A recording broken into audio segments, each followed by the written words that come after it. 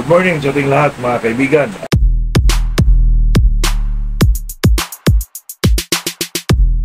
Ito naman tayo sa ating usapang puro manok-labok.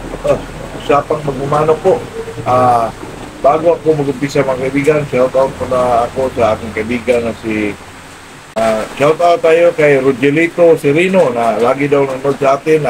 Maraming salamat po. Pag-usapan natin ngayon mga kaibigan ay kung paano natin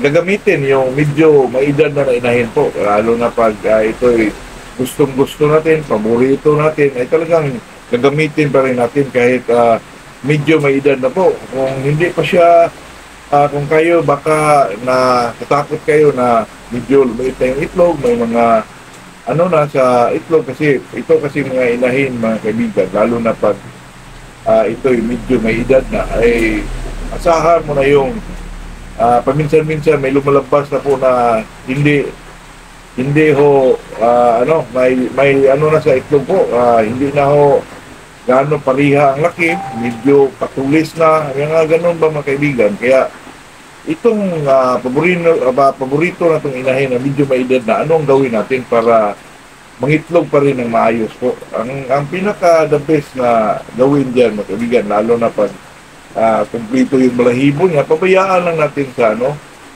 kung may flight pin ka man o may range ka na maganda, pabayaan mo lang doon at saka siya na po marunong pagpunta sa kung may broodcat man.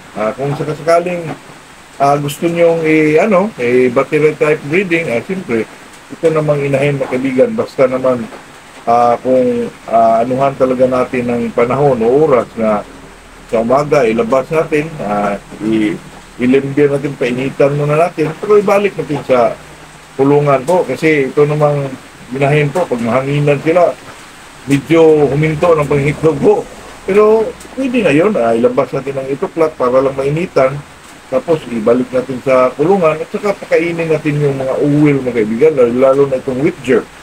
Itong wheat germ mga kaibigan, maganda ito, lalo na pag taglamig.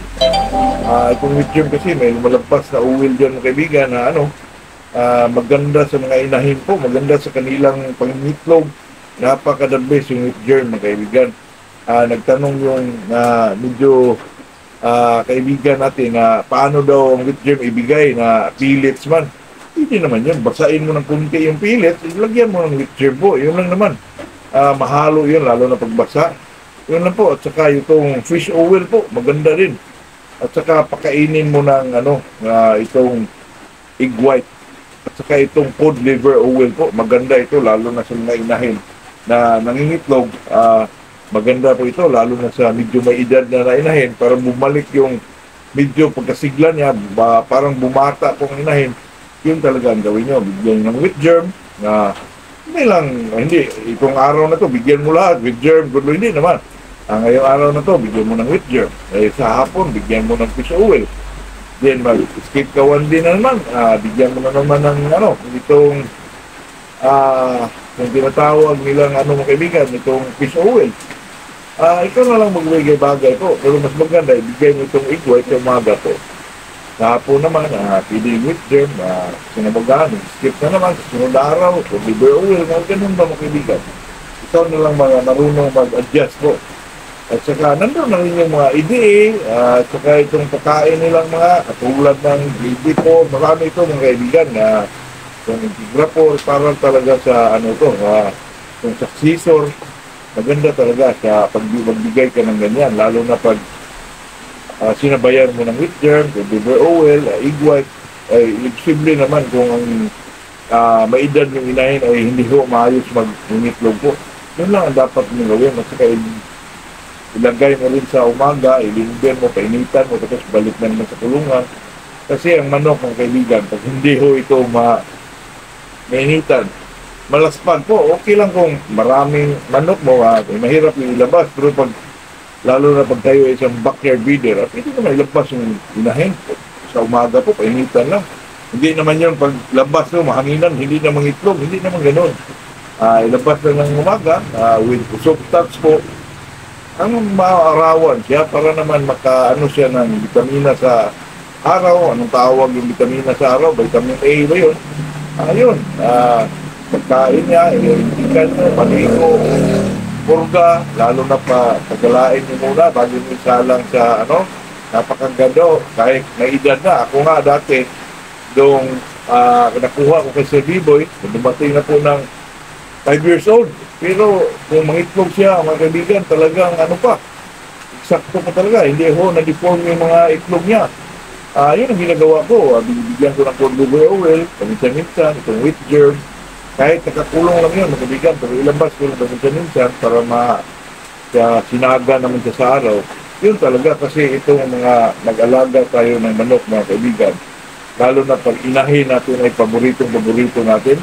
Ibig sabihin, paborito, ay siyempre, maganda talaga mag-produce ng mga sisiw po. At saka, magaling mag-limlim. Kung incubator man, magaling magbigay ng itlog na pare-pareho talaga.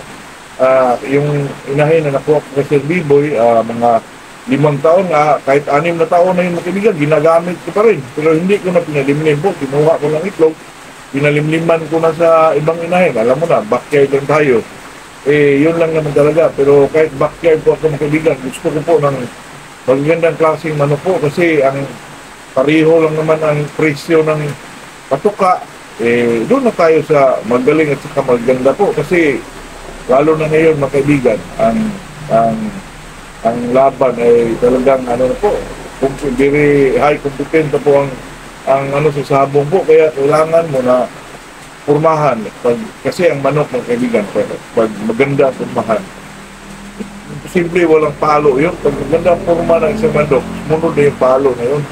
Talagang may palo talaga, magagandang mga manok po. Ilang bisis ko na yung experience. Pag magandang manok, may mga palo talaga. Meron namang hindi masyado maganda na magaling din. Pero doon ko nakita ang napakagaling at grabe pumalo doon sa magandang purmahan po. Kaya tayo, kung bumili tayo ng inahin o piliin natin yung bloodline na video may mga palo kasi lalo na pag magbinta ka, siyempre, testing yun, isabong yun. May mga palo talaga. Yun lang naman mga kaibigan at saka ang pinag-usapan natin ay kung paano natin i-handle yung may edad na inainahin na gusto natin gamitin pa po sa breeding. Ito yung gawin nyo. Kung gusto nyo naka-range lang yung manok, pabayaan lang na magpakasta siya, may fly pin doon na pumapasok lang siya, mag-gitlog siya doon, mas maganda kung ganun. At saka, kung sa kulungan man, ay kumplito na yung mga, katulad ng sinasabi ko na yung mga oil po, may mga oil na lumabas. At saka yung egg white po, yun lang naman talaga. Vitamins, GB na yun, yung EDA, at saka yung para pakain talaga sa mga inahin, yun talaga ang dapat ibigay natin. Yun lang mga kaibigan, yun lang ating ikantin sa araw na to. Talagang yun lang naman ang dapat natin gawin sa inahin po. Hindi natin basta-basta lang baliwalain kasi pag mag-umpisa ng mangitlog isang manok, pabayaan lang natin. Sayang naman po, sayang ang panahon at saka oras kasi itong manok pagkatapos silang mangitlog baka maglugo na.